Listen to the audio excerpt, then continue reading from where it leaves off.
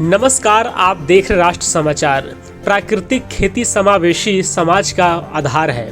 प्राकृतिक खेती के संवर्धन, संरक्षण एवं प्राकृतिक परिस्थिति की परितंत्र को बनाए रखने के लिए तपसील जाति आदिवासी प्रकटन सैनिक कृषि विकास शिल्प केंद्र संस्था द्वारा राष्ट्रीय संगोष्ठी का आयोजन कॉन्स्टिट्यूशनल क्लब ऑफ इंडिया नई दिल्ली में किया गया। संगोष्ठी में पश्चिम बंगाल सहित देश भर के 15 से अधिक राज्यों के किसानों ने सहभागिता की। कृषि और किसान कल्याण राज्य मंत्री भारत सरकार श्री रामनाथ ठाकुर ने अपने निजी सचिव के मिश्रा, जो कि संस्था के राष्ट्रीय सलाहकार समिति के सदस्य भी हैं, उनके माध्यम से अपना संदेश भेजा, जिसमें उन्होंने भारत में प्राकृतिक खेती की आवश्यकता और उनके उद्देश्य को प्राप्त करने के लिए सरकारी समर्थन पर जोर दिया। इस संगोष्ठी में संस्था के सचिव सोमेन कोले, एमआईटी विश्वविद्यालय के कुलपति और संस्था की राष्ट्रीय सलाहकार समिति के अध्यक्ष प्रोफेसर पीवी शर्मा, यूपीटीयू के पूर्व कुलपति संस्था के संरक्षण प्रोफेसर आर के खंडाल, एनएसी के सलाहकार और स्वावलंबन के निर्देशक डॉक्टर नरेंद्र कुमार, उत्तर प्रदेश कृषि अनुसंधान परिषद के अध्यक्ष कैप्टन विकास गुप्ता, यूएनओ के शांति राजदूत डॉक्टर के.एस. राणा, सेवानिवृत्त आईपीएस आमोद के कंठ, प्रयास जेएसी के संस्थापक और संरक्षण सौरभ शर्मा, भाजपा के पूर्व राष्ट्रीय उपाध्यक्ष श्याम जाजू, निदेशक भारतीय रेलवे मनीष सिंह आदि सम्मानित लोगों ने भाग लिया एवं प्राकृतिक खेती जैसे महत्वपूर्ण विषय पर अपने अपने विचार रखे।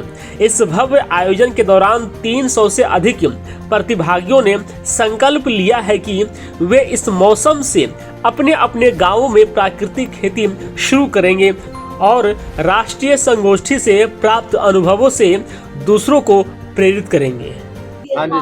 जय श्री शंभू। नमस्कार, मैं सोमेन कोले हूँ, सचिव तपसील जाति आदिवासी प्राक्तन सैनिक कृषि विकास शिल्प केंद्र। हमारा ऑर्गेनाइजेशन आज यहाँ पे एक नेशनल सेमिनार कर रहा हूँ नेचुरल फार्मिंग के ऊपर, क्योंकि आज देखिए देश को आगे ले जाने के लिए, देश को जनगण को आगे ले जाने के लिए, क्योंकि आज सभी लोग, आप लोग जानते हैं क्योंकि मीडिया से जुड़े हुए हैं, कि ऐसा कोई घर नहीं है जहाँ जिसके बीमारी नहीं है।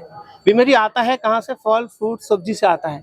तो ये जो सब्जी जो खेती से होता है, वहाँ से पेस्टिसाइड और खाद डाल के ऐसा बना दिया क्योंकि उसके उपजा हुआ चीज खाते ही ज्यादातर ऐसा होता है।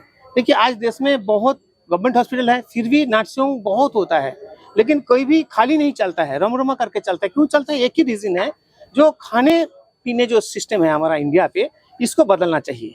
तो इसके पहले ऑर्गेनिक खेती तो होता ही था। अभी जो हमारा प्रधानमंत्री मोदी जी का जो सपना है कि नेचुरल फार्मिंग को बढ़ावा देने के लिए, इसके लिए जो गवर्नमेंट ऑफ इंडिया ने एग्रीकल्चर मिनिस्ट्री में 1,52,000 करोड़ रुपया उन्होंने किया है, दिया है। इसके बावजूद भी हाल ही में 2 महीना अभी तक हुआ नहीं, उन्होंने नेचुरल फार्मिंग के ऊपर आगे ले जाने के लिए 2,484 करोड़ रुपया दिया है नेचुरल फार्मिंग को आगे ले जाने के लिए। आज यहाँ कार्यक्रम आयोजित, सेमिनार आयोजित किया गया।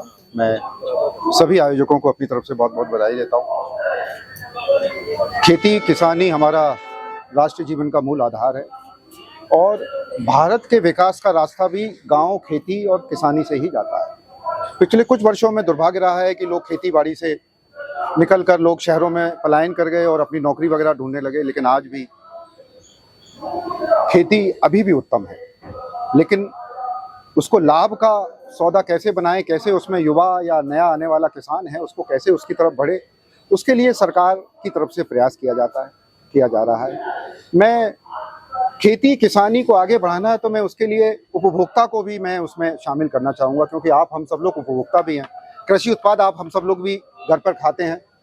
तो मैं सभी लोगों से आह्वान करना चाहूँगा कि जो भी किसान अच्छा उत्पाद तैयार करता है, उगाता है, पैदा करता है, तो हम लोगों की भी जिम्मेवारी बनती है कि उसको उचित मूल्य दें। हम लोग क्या करते हैं कि मॉल में चले जाते हैं, सब्जी मंडी में चले जाते हैं, जो सबसे सस्ती सब्जी होगी, जो सबसे सस्ता उत्पाद होगा, वो खरीदने का प्रयास करते हैं और अपनी बचत को करने का प्रयास करते हैं। यहीं से ही कृषि का भी दुर्भाग्य चालू हो जाता है।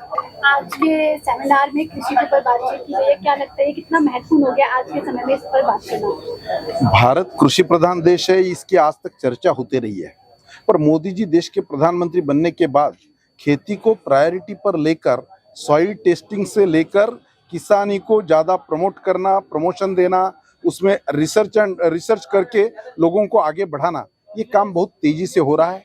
सरकार ने भी ये सोचा है, पर कोरोना के बाद लोग ज्यादातर अपने हेल्थ के बारे में सोचने लगे हैं और हेल्थ का और खेती का बहुत अपरिहार्य ऐसा संबंध है। तो मुझे ऐसा लगता है कि आने वाले दिनों में जो बढ़ने वाला ऑर्गेनिक फार्मिंग का विषय है, नेचुरल फार्मिंग का विषय है, यहाँ का पर्यावरण का विषय है, इस विषयों पर इस प्रकार की चर्चाएं होती रहनी चाहिए। इसमें जैसा जैसा प्रबोधन प्रचार प्रसार होगा, उससे देश में जागृति बढ़ेगी और देश विकसित भारत में इसकी बहुत महत्वपूर्ण भूमिका है।